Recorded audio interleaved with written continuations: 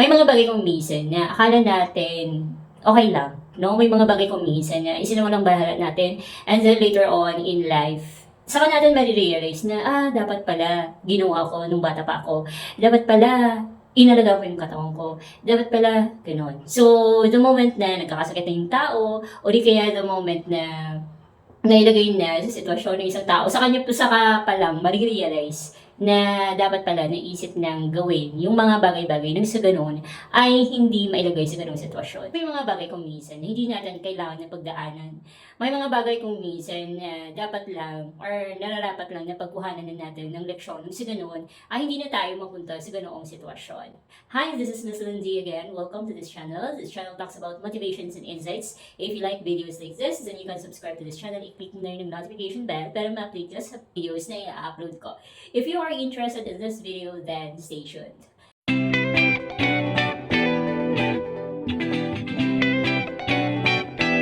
Ano nga ba ang pag-uusapan natin sa video na ito? No, may mga tao kung minsan nasasabihin na, ay, bata ka pa naman, pwede ka pang kumain ng ganyan, pwede ka pa, alam mo yung, you have to live once, di ba?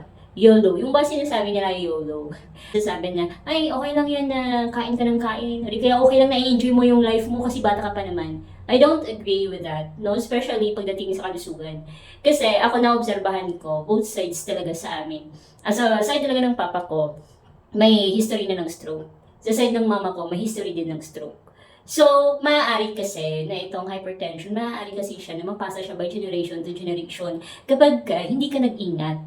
So, 'di ba, sa mga next na generation, kapag ka napapansin mo na sa halimbawa, sa linya ninyo, nagkaroon ng cancer, meron kang tita na na-dialysis. So, aantayin mo ba na mapunta sa ganung sitwasyon bago ka pa mag-ingat, 'di ba? So, nakikita mo na ganoon, na mali pala yung lifestyle na ganito. So, bakit mo hahayaan yung sarili mo na i-practice yung ganung lifestyle wherein alam mo kung ano ang patutunguhan? So, hindi ako naniniwala na, ay, bata ka pa, pwede pa yun sa'yo kasi bata ka pa. No. Habang bata ka pa, kailangan mong alagaan yung sarili mo. Nung sa ganoon, sa pagtanda mo, may enjoy mo yung mga bagay-bagay. Diba? Kasi, aanhin mo yung yaman mo, aanhin mo yung, alam mo yun, yung ari-arian mo ba, kung sa pagtanda mo, marami ka ng sakit. Sabi nga nila, health is wealth. So, aanhin mo yung pera. Kung sa pagtanda mo ay marami ka lang nararamdaman, kung sa pagtanda mo ay bedridden ka na, it's because of your lifestyle nung bata ka pa. So, I don't believe with the line na yung ba sinasabi na iba na, huwag kang matakot, bata ka pa naman, pwede pa yan. No. Habang bata ka pa, alagaan mo na yung sarili mo. Nang sa ganon, ma-enjoy mo yung pinaghirapan mo sa pagtanda mo. Number 2 is pagbayad ng mga bills on time. For me, no, it's a big factor na kailangan magiging responsible tayo sa pagbayad ng mga bills natin on time. Although hindi naman siya maiiwasan, no? 'Di ba? Kasi kung minsan talagang kinakapos, o di kaya naman hindi mo na paghandaan, yung okay lang yung paminsan-minsan. Na talagang syempre hindi mo naman talaga maiwasan na may mga lapses. Pero kapag na-practice mo na siya lagi, alam mo yung halos every month na lang, lagi kang late, o di kaya naman laging overdue yung pagbayad mo ng mga bills. For me, it's not a good practice. Kasi 'di ba, weird naman kung halimbawa, marami kang projects tapos yung bill mo ay hindi mo nabayaran on time. Yung bang nagkaroon ka ng bagong phone, naka-iPhone ka, di ba, weird, naka-iPhone ka, tapos yung bill mo sa kuryente, hindi mo nabayaran. Na-achieve mo yung mga bagay na gusto mo, tapos yung mga bills mo, hindi bayad. Alam mo yun?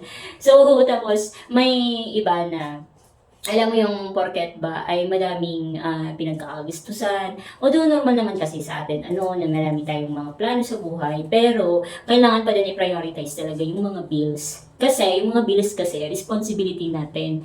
Responsibilidad natin doon sa pagbayaran natin. For example, yung tubig, di ba? Responsibilidad natin na bayaran yung tubig kasi araw-araw natin siyang ginagamit.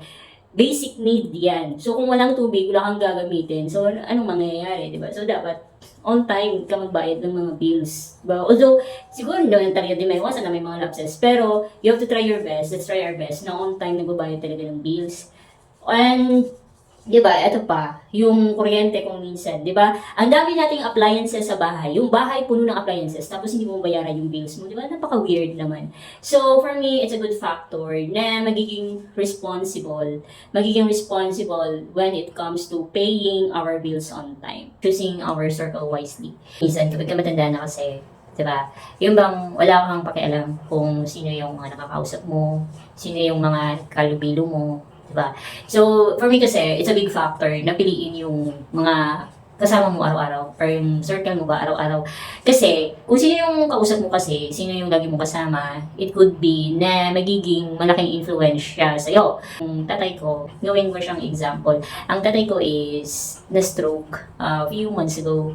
I think, taon na ang nakalipas. So, kung subscriber kita at nasubaybayan mo yung ibang video ko na nagkaroon ako ng topic about sa emergency fund.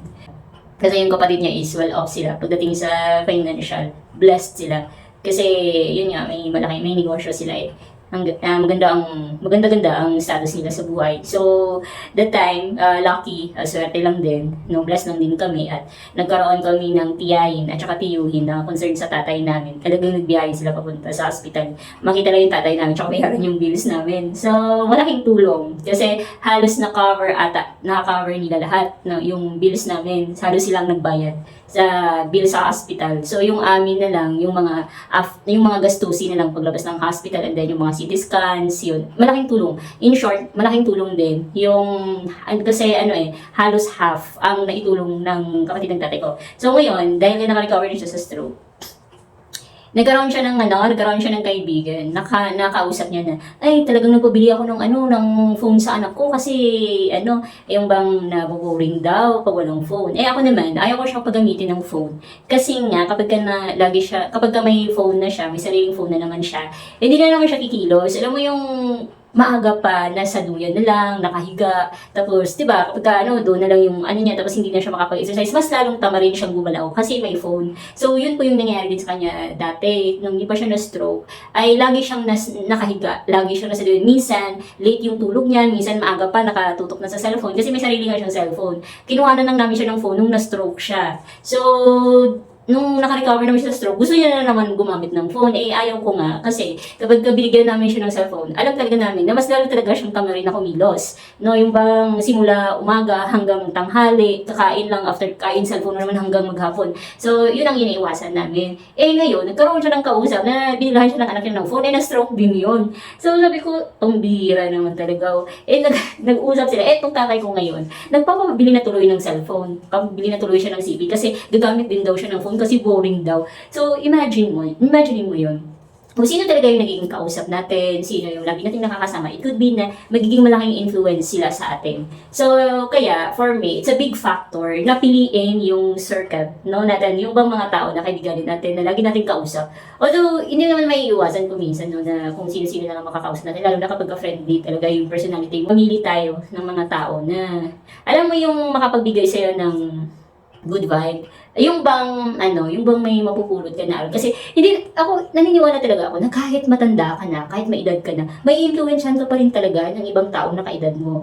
Kasi, katulad na nangyari sa tatay ko. So, imbis na nahimik siya, imbis na hindi na siya gumamit ng phone, eh gusto niya na ngayon ulit gumamit. Kasi nga, may nag-influensya sa kanya na nabilang nga daw siya ng anak niya ng cellphone. O di ngayon gusto na rin na magpabili.